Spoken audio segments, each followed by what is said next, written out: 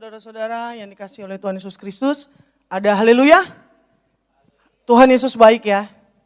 Saya mau bersaksi pada saat perjumpaan saya dengan Tuhan Yesus Kristus ya di hidup saya. Saya pada waktu itu sempat dalam hidup saya sejak SMP, saya pernah ketergantungan drugs. Ketergantungan drugs dan itu saya memakai segala macam jenis drugs. Dan pada waktu itu saya belum mencapai umur 17 tahun. Saya per hari itu hampir 5 gram satu hari. Dari pagi, siang, malam saya mengkonsumsi itu terus sampai saya tidak bisa menyadarkan diri saya. Kemudian saya dibawa oleh keluarga saya ke satu tempat rehabilitasi. Di sana semua orang menyatakan sudah tidak ada harapan karena saya sudah kena saraf otak saya dan sudah tidak bisa disembuhkan lagi. Karena dosisnya sudah terlalu tinggi dan itu zat adiktifnya juga sudah dosisnya sudah yang paling berbahaya yang dikonsumsi. Terus kemudian pada waktu itu saya dipisahkan di ruang isolasi untuk penyembuhan dan pada waktu itu di ruang isolasi itu saya memiliki kehausan akan yang namanya Tuhan. Tapi saya belum mengenal yang namanya Tuhan Yesus Kristus itu betul-betul. Pada waktu di malam itu saya ingat pada saat perjumpaan saya dijumpai oleh Tuhan Yesus Kristus di ruang isolasi itu saya belum sembuh. Pada saat itu cuma saya masih merasakan takut. Dan saya ingin mendekat kepada yang namanya Tuhan. Waktu itu saya menyebut nama Tuhan dari seberang, bukan Tuhan Yesus Kristus. Saya bilang, Tuhan saya takut pada malam itu. Saya betul-betul takut karena ruang isolasi itu gelap gulita. Dan saya juga belum sadar pada waktu itu. Terus kemudian pada waktu saya bilang saya takut, saya melihat Tuhan Yesus Kristus itu menjumpai saya di ruangan itu. Dia pakai seperti memegang tongkat dan pakai baju putih. Saya lihat ini kok seperti yang pernah saya lihat gambar-gambar kalau saya suka datang ke sekolah minggu sama teman-teman saya suka dikasih kalau pulang sekolah minggu itu suka dikasih gambar postur yang kecil seperti foto dan ini kok seperti yang saya sering terima gambar-gambar dari sekolah minggu. Kemudian Tuhan Yesus Kristus itu berkata di ruangan itu pada malam itu dia bilang jangan takut, akulah Tuhan Allahmu Yesus Kristus Tuhan. Seketika itu ruangan gelap gulita itu menjadi terang benderang sampai pagi hari. Setelah pagi itu, setelah saya dijumpai, saya langsung sadar total. Saya bilang, saya kenapa gitu? Loh, saya ada di mana? Kok saya nggak sekolah gitu kan? Wah, kok saya nggak sekolah? Saya di mana nih? Akhirnya setelah saya sadar, saya dikeluarkan dari ruang isolasi itu, saya udah sembuh. Terus kemudian saya dijumpai oleh salah satu hamba Tuhan juga, Gereja Tiberias.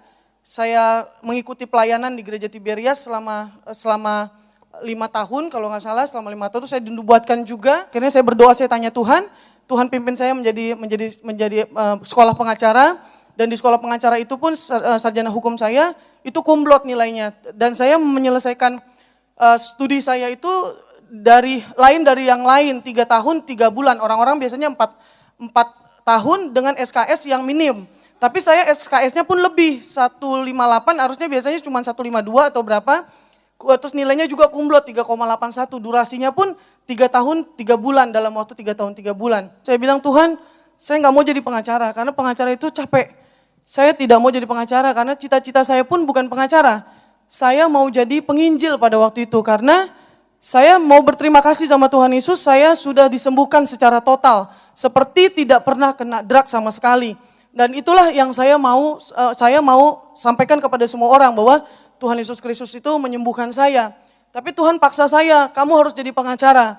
Ternyata saya menjalani semua perintah Tuhan Yesus, kasus-kasus yang diberikan kepada saya pun, itu semua Tuhan Yesus yang berikan, yang Tuhan Yesus yang pimpin. Sampai konsep-konsep gugatan saya, gugatan somasi saya, surat-surat saya itu pun, saya dikasih karunia audibilitas, mendengar suara Tuhan Yesus Kristus langsung dalam mengonsep, dalam menangani perkara-perkara, setiap perkara-perkara klien saya. Itu dan saya buktikan bahwa setiap perkara yang dipercayakan ke saya tidak pernah ada yang kalah karena saya dituntun langsung oleh Tuhan Yesus untuk mengerjakan perkara itu, menyelesaikan perkara itu. Kemudian saya bertanya sama Tuhan Yesus, ternyata saya baru mengerti bahwa kenapa Tuhan perintahkan saya jadi seorang pengacara. Ternyata dalam profesi pengacara saya ini saya menjadi seorang penginjil. Jadi setiap klien yang memang belum mengenal siapa Tuhan Yesus Kristus, saya pasti cerita bahwa Tuhan Yesus Kristus itu adalah Tuhan dan Allah yang punya kerajaan sorga.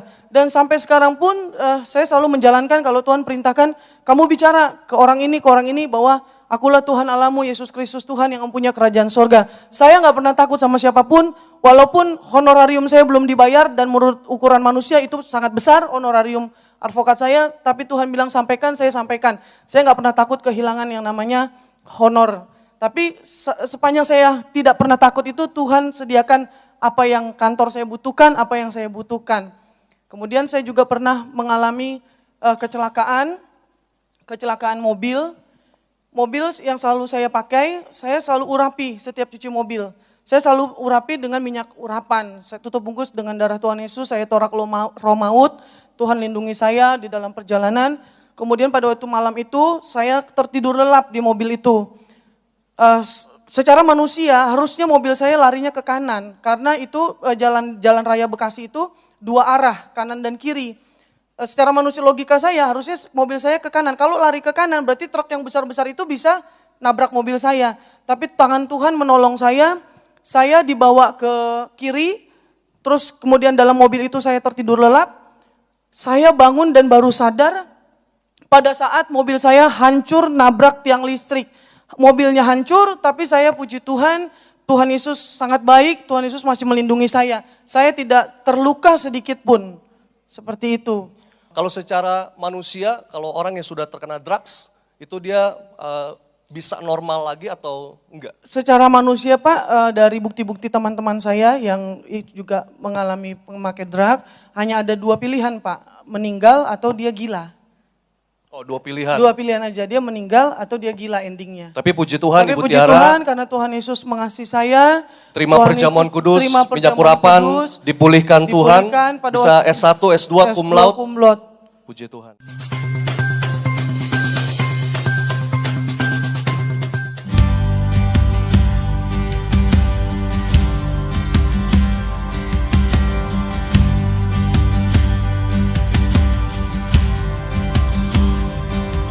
Di atas bukit Golgota berdiri salib yang kasar dan hina. Tempat di mana maut dulu berjaya.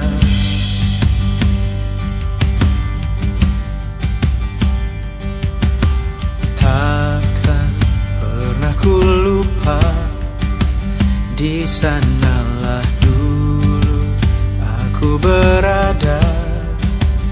Tempat dunia orang mati bertahta. Kasih jumpai aku di sana. Kasih mati tertika untuk hapus dosaku, ku percaya hanya kepadamu Yesus. Kasih jumpai aku di sana.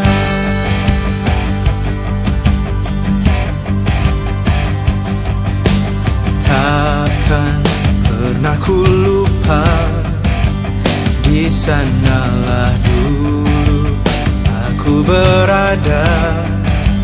Tempat dunia orang mati bertahta. Kasih jumpai aku di sana. Kasih mati tertika untuk hapus dosaku, ku percaya hanya kepadamu Yesus. Kasih jumpai aku di sana. Kasih memeluk aku di sana. Kasih berlubang paku, selamatkan hidupku, ku percaya hanya kepadamu Yesus. Bab kasih-Mu menjemputku di sana.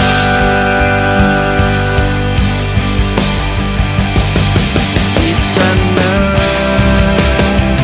kasih dan keadilannya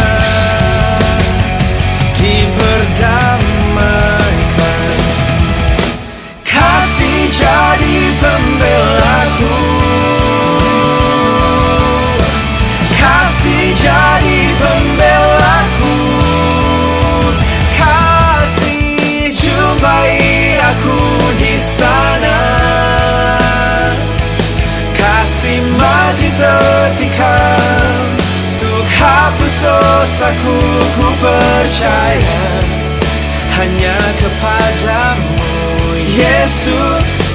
Kasih jumpai aku di sana, kasih memeluk aku di sana, kasih berubah paku, samakan hidupku. Aku percaya hanya kepadamu, Yesus. Sebab kasih